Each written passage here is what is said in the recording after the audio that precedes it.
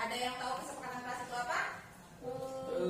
Belum tahu. Kalau misalkan peraturan kelas, sudah pernah mendengar peraturan kelas? Sudah. Kalau peraturan kelas ini dulu bagaimana? Dilarang apa? Dilarang membuli, apalagi? Jangan buang sampah sembarangan. Jangan buang sampah sembarangan. Nah, itu namanya peraturan kelas. Peraturan kelas itu ada kata jangan, ada kata dilarang. Tapi kalau keyakinan kelas itu merupakan kesepakatan kita bersama yang kita buat kita bersama. Kemudian kalimatnya itu lebih positif. Jadi tidak ada kata jangan, tidak ada kata dilarang. Jangan dan dilarangnya itu diganti kalimatnya. Misalkan yang tadi apa? Jangan membuang sampah sembarangan. Jadi bagaimana? Jagalah kebersihan kelas. Kemudian apa? Yang misalkan jangan berisik. Jadi apa? Iya, jangan dilarang. Menjaga ketertiban kelas. Kemudian apa lagi? Dilarang telat datang ke sekolah, ya biasanya kan seperti itu. Dilarang telat masuk ke kelas. Diganti menjadi bagaimana? Datang tepat waktu. Kemudian apa lagi? Jadi jangan memakai kata jangan memakai kata dilarang. Jadi menggunakan kata-kata yang lebih positif. Itu yang namanya kesepakatan kelas. Kesepakatan kelas itu jadi hal yang kita yakini bersama, kita buat bersama, yang kita yakini bahwa itu merupakan sesuatu hal yang baik untuk kita semua. Dan kemudian kita laksanakan secara bersama-sama. Siap untuk membuat keyakinan kelas? Ya. Sudah bisa membuat keyakinan kelas? Sekarang Ibu akan membagikan kalian satu sticky note, kemudian kalian buat satu keyakinan kelas yang kalian sangat inginkan. Misalkan, menurut kalian kelas kalian ini seperti apa sih? Kan menurut Adit, misalkan tadi, Bu, kelas ini itu suka berisik. Terus apa lagi? Kelas ini suka apa? Selain berisik? Apa? Oh, berisik, Garaning sama, berisik. Terus, misalkan ada yang suka telat ke sekolah. Nah, dengan kesepakatan kelas ini, mudah-mudahan nantinya akan merubah bagaimana sikap dari teman kalian yang tadinya suka berisik, yang tadinya suka kesiangan. Jadi akan lebih baik lagi, akan lebih disiplin. Ibu akan bagikan satu orang satu ya buat keyakinan kelasnya ya. Tulis di sini, nanti kalau sudah selesai ditempel di depan.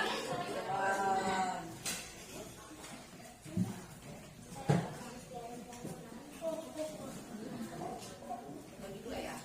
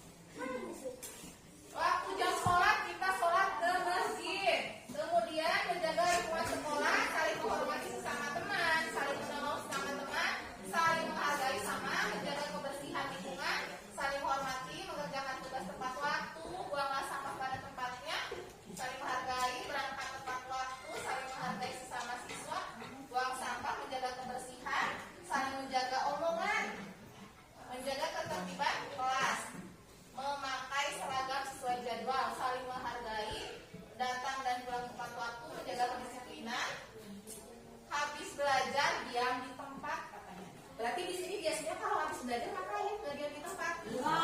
Jalan-jalan. Jadi kita simpulkan bersama. Yang pertama itu berarti harus apa? Saling menghargai. Nah, saling menghargai dengan guru maupun dengan teman. Kemudian ada saling menolong. Jadi kalau ada teman yang membutuhkan pertolongan harus saling menolong. Kemudian menjaga kebersihan kelas. Kemudian itu hargai. Berangkat tepat waktu. Datang tepat waktu. Menjaga ketertiban. Jadi yang mana ya? Menjaga kedisiplinan dan datang dan pulang tepat waktu itu kan hampir sama. Kita ambil yang ini aja. Datang dan pulang tepat waktu. Jadi kalau masuk kalian jam berapa masuk? 7.30. 7.30 itu harus sudah ada di kelas. Jangan ini sudah jam 7.30 masih ada di depan, masih ada di depan kelas. Jadi harus sudah ada di dalam kelas. Ini buang sampah sama masih menghargai. Sepertinya semuanya hampir sama ya. Jadi kita ambil yang berbeda saja. Menjaga kedisiplinan. Nah, kita ambil di sini kesepakatan kelas kita 5 saja, jangan terlalu banyak. Walaupun ini tadi dari banyak, kita simpulkan menjadi 5 karena hampir mirip ya. Ya, di sini yang pertama itu harus saling menghargai sesama teman dan guru. Jadi di sini kalian harus menyepakati, sepakat atau tidak? Saling menghargai? Sepakat tidak? Sepakat? Yakin dengan saling menghargai? Yakin? Berarti kalau sepakat ini kita buat menjadi kesepakatan kelas. Kemudian yang kedua, saling menolong sesama teman. Yakin tidak? Sepakat? Sepakat. Yang ketiga, menjaga kebersihan kelas. Yakin? Sepakat tidak? Sepakat. Jadi kalau misalkan nanti ada yang tidak mau menjaga kebersihan kelas, berarti tidak meyakini keyakinan kelas. Tidak mau melaksanakan kesepakatan yang kita buat bersama. Jadi kesepakatan ini tidak ada paksaan, tapi harus diyakini. Kemudian datang dan pulang tepat waktu. Sepakat tidak? Dan yang terakhir menjaga kedisiplinan kelas. Menjaga kedisiplinan kelas itu termasuk yang memakai seragam sesuai dengan hari. Kemudian apa lagi? Kedisiplinan kelas. Ya, apa tadi? Jangan berisik di kelas. Itu termasuk kedisiplinan kelas. Sepakat semuanya dengan 5 keyakinan yang kita buat? Siap untuk melaksanakannya? Siap. Terima kasih untuk hari ini, untuk kita meluangkan waktu membuat kesepakatan kelas kita bersama. Assalamualaikum warahmatullahi wabarakatuh.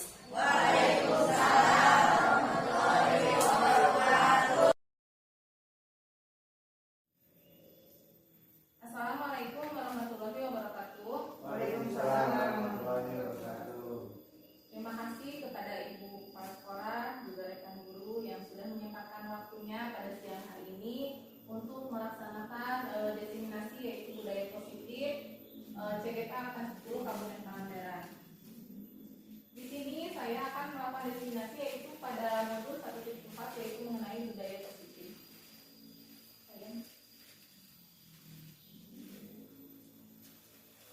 Konsep utama modul budaya positif di sini yang pertama itu perubahan paradigma belajar, kemudian yang kedua ada disiplin positif, ketiga kebutuhan dasar manusia, 4 motivasi perilaku manusia, 5 posisi kontrol restitusi, dan yang terakhir yang keenam adalah keyakinan kelas.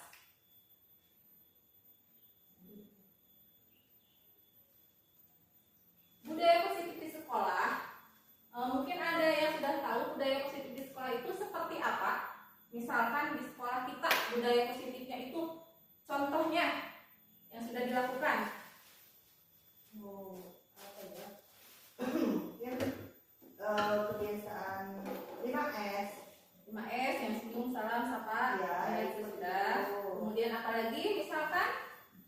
terus budaya positif, kegiatan pembiasaan setiap hari Kamis ya Bu, olahraga. Ya, setiap hari Kamis yang sudah kita lakukan itu merupakan salah satu yang namanya budaya positif. Jadi budaya positif di sekolah yaitu nilai-nilai dan kebiasaan-kebiasaan di sekolah yang berpihak kepada peserta didik agar mereka dapat berkembang menjadi pribadi yang kritis, penuh hormat dan bertanggung jawab. Seperti yang tadi saya sebutkan, yang 5S itu juga kan untuk menumbuhkan penuh hormat, rasa kritis anak dan bertanggung jawab. Jadi senyum, salam, sapa kepada semua orang. Kemudian yang tadi juga kegiatan yang setiap hari Kamis kita melaksanakan senam olahraga bersama, itu sama juga merupakan kebiasaan di sekolah kita yang berpihak pada peserta didik agar mereka dapat berkembang menjadi pribadi yang lebih baik.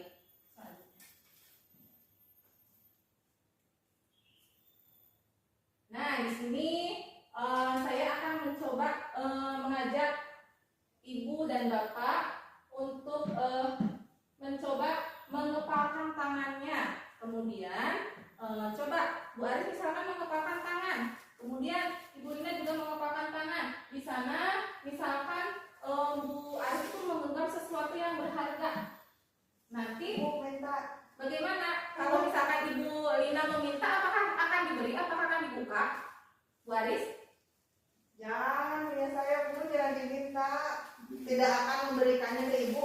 Tidak Ini kan? adalah barang berharga milik saya. Kalau Bu Lina akan diberikan kepada Bu Aris atau tidak?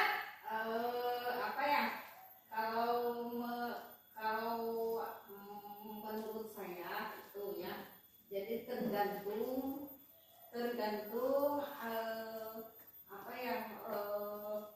lawan kita bicara gitu. Kalau misalnya sama teman itu saya tidak akan membuka karena tidak mau pamer. Iya. Tapi kalau jadi tergantung orang di sekitar. Jadi tergantung situasinya ya Bu ya. Misalkan saya bisa membuka atau bisa menutup. Jadi semuanya itu tergantung di diri kita ya, tergantung di Bu Lina, tergantung di Bu Aris. Itu kan Bu Lina menggenggam sesuatu yang sangat berharga. Misalkan kalau kondisinya melihat misalkan Bu Aris, Bu saya sangat membutuhkan itu, kemudian mengatakan bahwa sangat membutuhkan itu sangat bermanfaat untuk saya. Apakah Ibu bisa memberikannya untuk saya? Mungkin Ibu akan memberikannya. Tapi misalkan Bu Aris situasinya sebenarnya Bu Aris tidak menginginkan itu, maksudnya tidak menurut Bu Aris juga itu tidak terlalu penting. Pasti Bu Lina juga tidak akan memberikannya. Misalkan contohnya mungkin ilmu bisa ya Bu ya. Misalkan pengetahuan Ibu akan berikan jika memang Bu Aris membutuhkan. Tapi kalau Bu Aris tidak membutuhkan, Ibu tidak akan memberikan. Intinya semuanya itu kontrolnya itu ada pada diri sendiri. Mau membuka mau menutup semuanya ada, terserah pada diri kita. Lanjut ya.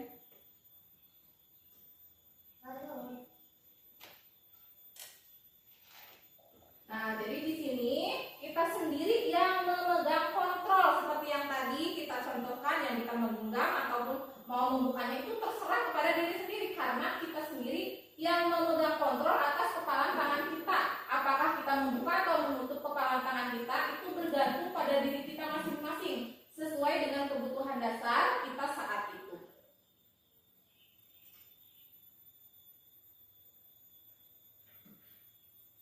Perubahan paradigma teori kontrol atau ilusi kontrol. Di sini ada ilusi guru mengontrol murid. Itu hanya ilusi. Kalau ilusi berarti apa ya Boris? Ilusi? Tidak nyata. Tidak nyata. Ilusi itu tidak nyata, hanya bayangan kita. Bayangan kita membayangkan bahwa kita itu seorang guru bisa mengontrol murid. Padahal pada kenyataannya yang bisa mengontrol murid itu ya diri murid mereka sendiri. Mereka mau belajar ya karena memang kemauan mereka sendiri. Kalau memang mereka tidak mau belajar, walaupun kita mengontrol, menyuruh mereka, ayo belajar, tetap mereka tidak akan mau belajar. Karena kontrolnya itu ternyata ada di murid sendiri. Yang selanjutnya, ilusi bahwa kritik dan membuat orang merasa bersalah dapat menguatkan karakter. Di sini ilusi berarti tidak nyata. Kritik itu mungkin ya, sebagian orang mengatakan kritik itu membangun. Tapi ternyata di sini kritik dan membuat orang merasa bersalah dapat menguatkan tidak menguatkan karakter, malah justru melemahkan karakter. Kemudian ilusi bahwa semua penguatan positif efektif dan bermanfaat. Ini hanya ilusi, jadi tidak semua penguatan positif itu efektif dan bermanfaat. Selanjutnya, ilusi bahwa orang dewasa memiliki hak untuk memaksa. Di sini orang dewasa di sekolah itu kan kita sebagai guru. Itu hanya ilusi bahwa kita bisa memaksa kepada peserta didik kita, anak-anak. Karena pada kenyataannya yang bisa memaksa diri mereka ya hanya mereka sendiri, bukan orang dewasa. Selanjutnya Pak ya. Di sini ada perubahan paradigma stimulus respon teori kontrol. Siapa sesungguhnya yang memiliki kontrol? Nah, dalam stimulus respon dan teori kontrol itu berbeda. Dalam stimulus respon, kita mencoba mengubah orang agar berpandangan sama dengan kita. Tapi dalam teori kontrol, kita berusaha memahami pandangan orang lain tentang dunia. Kemudian perilaku buruk dilihat sebagai suatu kesalahan. Sedangkan di teori kontrol, semua perilaku memiliki tujuan. Pada stimulus respon, orang lain bisa mengontrol saya. Tapi pada kenyataan teori kontrol, hanya Anda yang bisa mengontrol diri Anda seperti tadi yang kepalan tangan. Mau membuka atau menutup sesuai dengan keinginan dari diri sendiri. Kemudian pemaksaan ada pada saat bujukan gagal. Sedangkan teori kontrol, kolaborasi dan konsensus menciptakan pilihan-pilihan baru. Model berpikir menang kalah. Sedangkan dalam teori kontrol, model berpikir menang-menang. Jadi tidak ada yang kalah dalam teori kontrol, semuanya menang.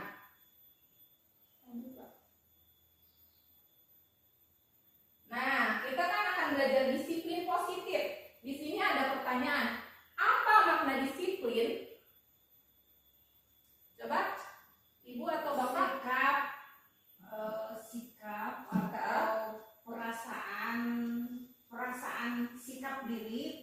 diri untuk mentaati peraturan tertentu. Peraturan tertentu. Jadi sikap dari diri kita untuk menaati peraturan tertentu.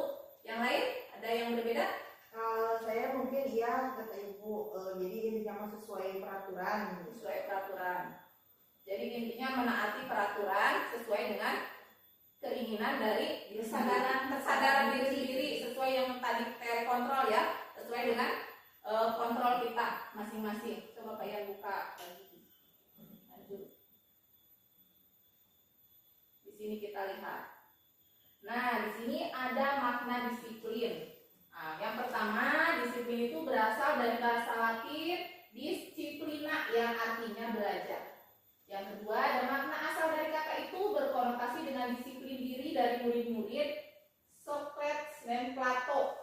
Yang terakhir, kemudian disiplin ini membuat orang menggali potensinya menuju sebuah tujuan apa yang dia hargai. Kemudian, namun dalam budaya kita, makna kata disiplin berubah maknanya menjadi sesuatu yang dilakukan seseorang pada orang lain untuk mendapatkan kepatuhan. Kecenderungan umum adalah mengumumkan kata disiplin dengan ketidaknyamanan, bukan dengan apa yang kita hargai atau pencapaian suatu tujuan mulia.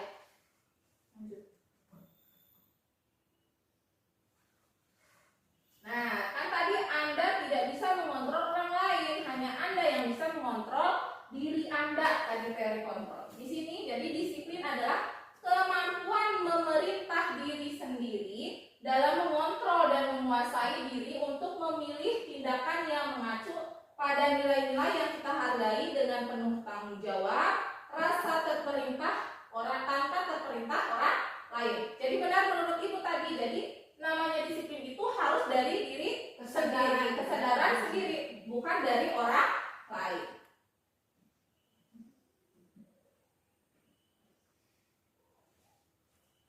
Maksud dari nilai-nilai yang kita hargai adalah nilai-nilai kebajikan, yaitu sifat-sifat positif manusia yang merupakan tujuan mulia yang ingin dicapai setiap individu. Nilai-nilai kebajikan yang ingin dicapai oleh setiap anak Indonesia kita kenal dengan profil pelajar Pancasila. Yang pertama yaitu beriman, bertakwa kepada Tuhan Yang Maha Esa dan berakhlak mulia. Yang selanjutnya mandiri, bernalar kritis, berkebinekaan global, bergotong royong, dan kreatif.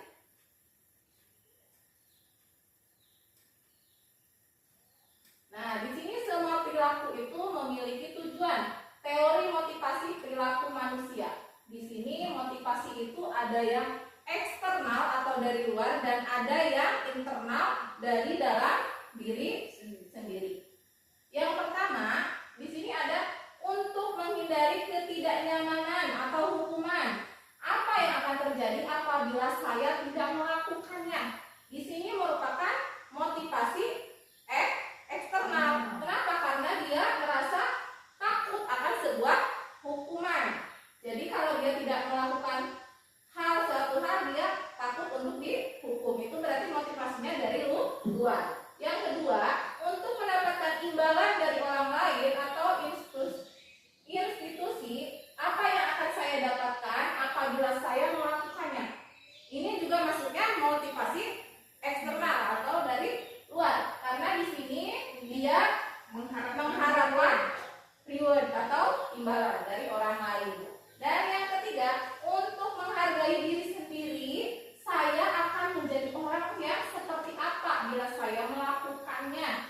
Di sini merupakan motivasi internal. Jadi dari dirinya sendiri yang mempunyai tujuan disiplin positif. Jadi dia menghargai dirinya sendiri. Jadi tidak karena hukuman, tidak karena hadiah, tapi karena dia menghargai diri sendiri. Itu merupakan motivasi internal.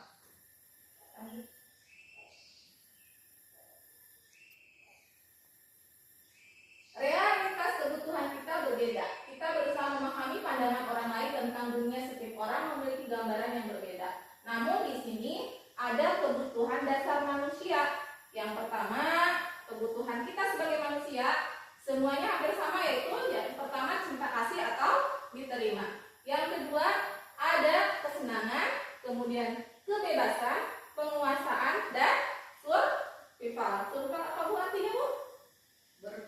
Bertahan hidup. Jadi ada 5 kebutuhan dasar manusia. Nah, di sini ada satu kasus kita bacakan. Ibu Ani, guru kelas 5 di SD Pelita Hati, sedang bingung menghadapi ulas salah satu murid di kelasnya, Agus namanya. Beberapa anak telah datang dan mengeluhkan Agus yang seringkali meminta bekal makan siang mereka dengan paksa. Jika Anda menghadapi situasi seperti Ibu Ani, apa yang akan Anda lakukan? Menurut Anda, kira-kira apa alasan Agus melakukan hal itu? Coba ada yang bisa menjawab? Kalau menurut saya itu jangan dipanggil dulu Agus, jadi berbicara dari ke hati, ditanyakan dulu alasannya nanti diketahui maksudnya ke mana, misalnya apa dia kurang cinta kasih, atau dia mencari kesenangan, atau dia mencari kebebasan, atau dia bisa kuat nih gitu, atau saya berkuasa nih. Jadi Agus itu dipanggil, kemudian ditanya alasannya apa loh. Nanti kita setelah tahu solusinya untuk Agus itu apa gitu. Terus jadi ditanya apakah intinya jangan menegur Agus di depan banyak orang gitu. Jadi di kayak coaching gitu, dipanggil itu jadi seperti itu. Jadi dipanggil secara empat mata, jadi hanya berbicara kepada Agus saja, kemudian ditanya, Agus kenapa bisa kamu seperti ini? Apa alasan kamu? Jadi seperti itu ya Bu. Iya. Jadi baru bisa diputuskan nantinya itu Agus tuh kenapa sih? Agus itu sebenarnya membutuhkan apa? Seperti yang tadi kan kita itu sebagai manusia mempunyai 5 kebutuhan dasar. Nah, si Agus ini sebenarnya membutuhkan apa dari 5 kebutuhan dasar tersebut? Nah, di sini dalam konteks penerapan disiplin positif, Ibu Ani sebaiknya mencari tahu alasan Agus melakukan tindakan tersebut agar mengetahui kebutuhan mana yang sedang berusaha dipenuhi Agus. Seperti yang tadi Ibu sudah jawab ya.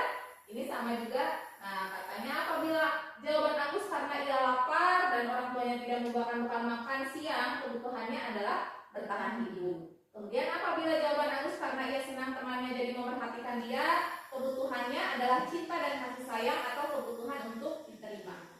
Apabila jawaban Agus adalah dia merasa hebat karena temannya jadi takut dan menuruti keinginannya, kebutuhannya adalah penguasaan atau pengakuan atas kemampuan. Jadi dia merasa hebat di kelasnya karena dia bisa mengambil makanan milik temannya. Apabila jawaban Agus karena dia merasa bosan dengan bekal yang dibawakan ibunya karena selalu membawakan bekal yang sama, kebutuhannya adalah kebebasan atau kebutuhan akan pilihan. Jadi di sini Agus itu merasa bosan karena mungkin setiap hari misalkan dia selalu dibekali orang tuanya itu dengan nasi telur, mungkin dia bosan, akhirnya dia meminta kepada temannya.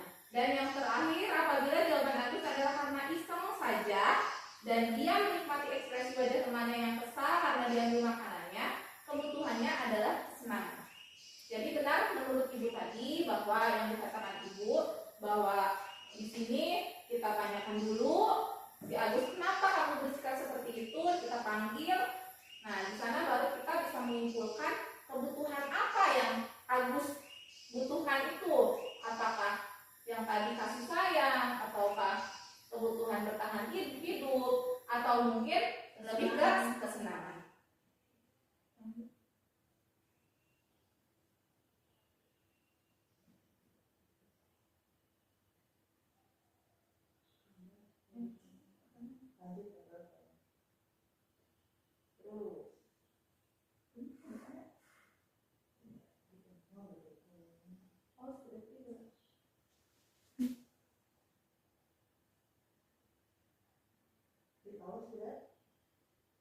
Tos. Nah, di sini kita akan belajar 5 posisi kontrol guru. Jadi di sekolah itu kita mempunyai 5 posisi kontrol sebagai guru. Yang pertama yaitu sebagai penghukum, pembuat merasa bersalah, teman, pemantau, dan manajer.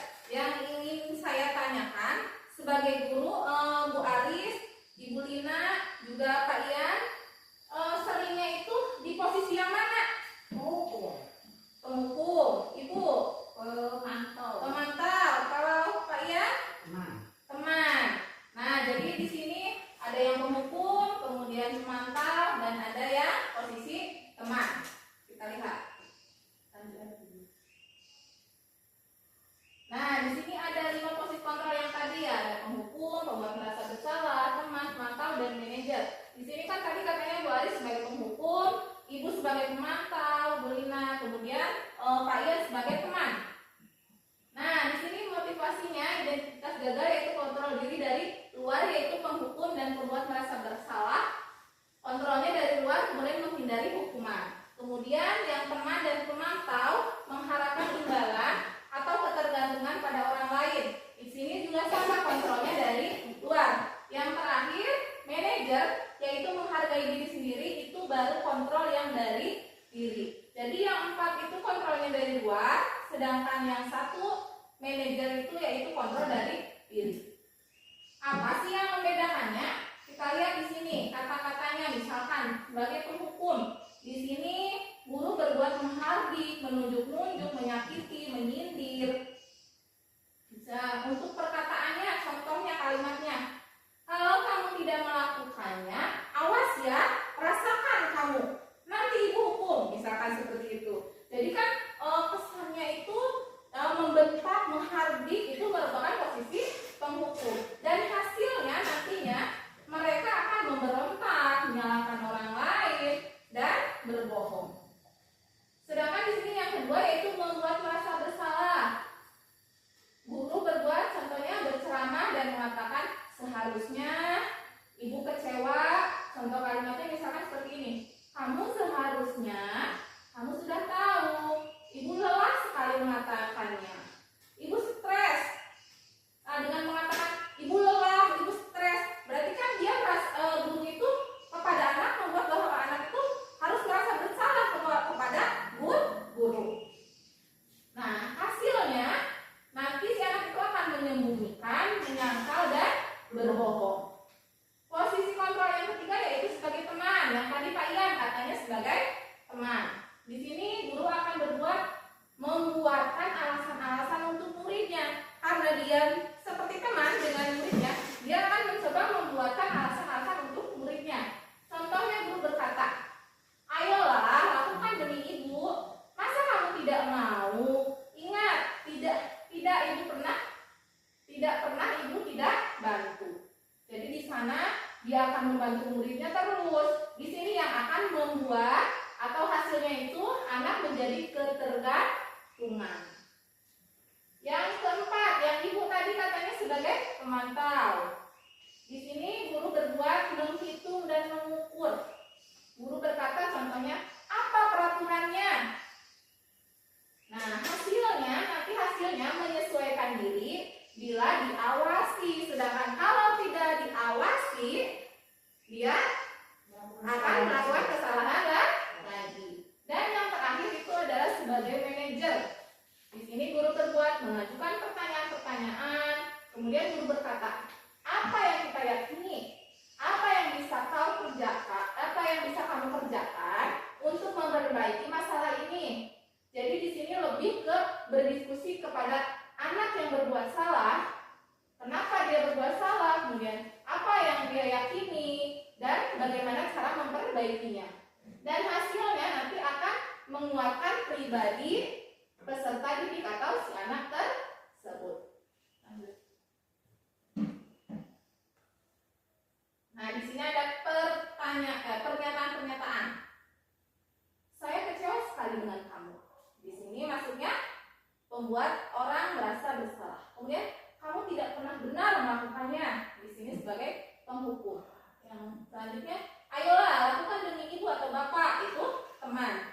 Apakah kamu mau mendapatkan stiker bintang hari ini? Itu sebagai pemantau. Bagaimana kamu bisa menyelesaikan masalah ini? Itu sebagai manajer. Kamu selalu yang paling terakhir, itu hukum. Jadi di sini dapat disimpulkan dari yang tadi ya, dari yang hasil si anaknya itu yang paling baik itu posisi mana sih?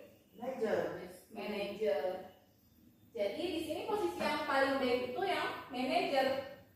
Mudah-mudahan nanti ke depannya, walaupun Bu Aris tadi katanya yang sering dilakukan itu sebagai penghukum, Pak Ian sebagai teman, Ibu sebagai pemantau, mudah-mudahan selanjutnya kita bisa lebih sering menggunakan posisi sebagai manajer.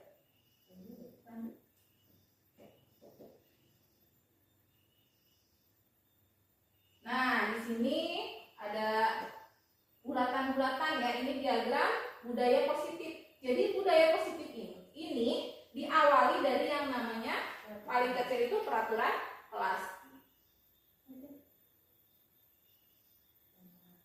Nah, dari mulai keyakinan peraturan kelas, kemudian dari peraturan kelas yang diyakini oleh penghuni kelas satu kelas, yaitu maupun guru dan siswa, yang dinamakan keyakinan kelas. Kemudian keyakinan kelas berkembang lagi, lebih besar menjadi lingkungan positif. Dan yang terakhir menjadi yang lebih besar lagi yaitu budaya positif.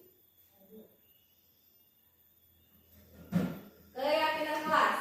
Keyakinan kelas adalah nilai-nilai kebajikan atau prinsip universal yang disepakati bersama secara universal, lepas dari latar belakang suku, negara, bahasa maupun agama. Jadi di sini keyakinan kelas dibuat oleh seluruh penghuni kelas, yaitu oleh guru dan juga oleh siswa. Diyakini bersama dan akhirnya disepakati.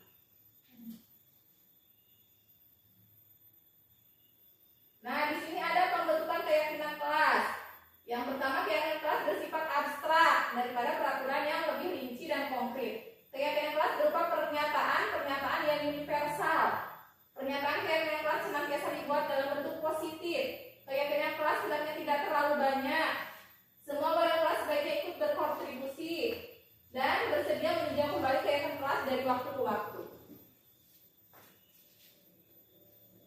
Nah, di sini ada perbedaan antara peraturan dan keyakinan kelas. Di sini peraturan selalu kembalikan buku ke tempatnya. Di dalam keyakinan kelas diganti menjadi tanggung jawab.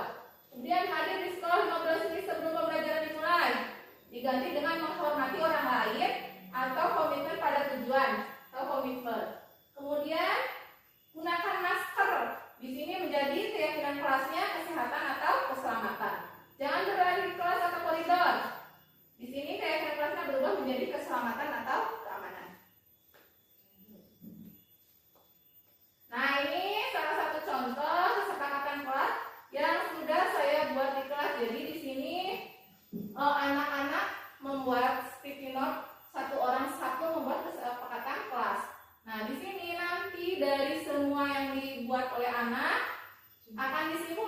menjadi kesepakatan kelas. Kan kesepakatan kelas tadi dikatakan tidak harus banyak, tidak banyak. Jadi di sini disimpulkan menjadi 5 kesepakatan kelas yang mereka sepakati dan mereka yakini.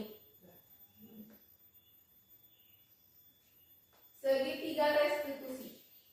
Segitiga restitusi proses menciptakan kondisi bagi murid untuk memperbaiki kesalahan mereka sehingga mereka bisa kembali pada kelompok mereka dengan karakter yang lebih kuat. Melalui segitiga restitusi, guru dapat membantu murid menjadi lebih memiliki tujuan, disiplin positif, serta memulihkan dirinya setelah berbuat salah, membantu murid untuk jujur pada diri sendiri dan mengevaluasi dampak dari kesalahan yang dilakukan, dan memberikan penawaran bukan paksaan.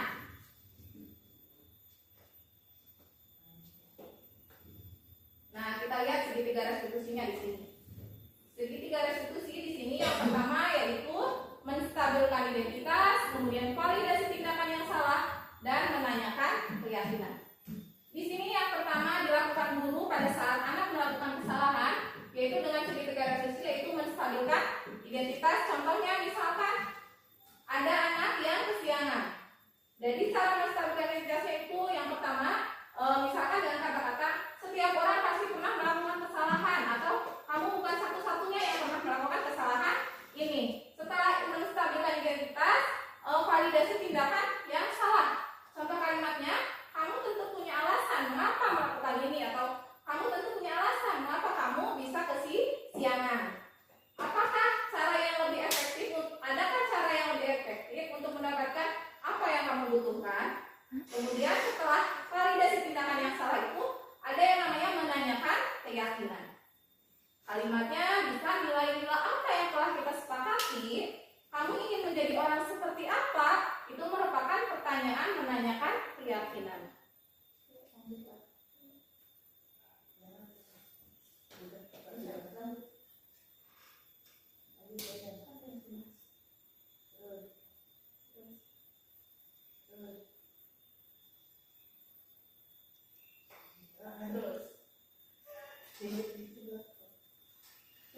Nah, jadi dari yang tadi sudah kita tayangkan, di sana ada segitiga restitusi. Ada yang pertama itu yaitu tentang disiplin positif. Yang terakhir itu tadi tentang segitiga restitusi. Kemudian ada posisi kontrol. Ada apa lagi tadi? Dari kontrol, keyakinan, kelas. Jadi mudah-mudahan apa yang saya sampaikan tadi bisa bermanfaat untuk kita semua dan kita bisa menerapkannya di sekolah kita agar kita mempunyai budaya yang positif. Terima kasih untuk waktunya dari Bapak dan Ibu. Assalamualaikum warahmatullahi wabarakatuh. Waalaikumsalam.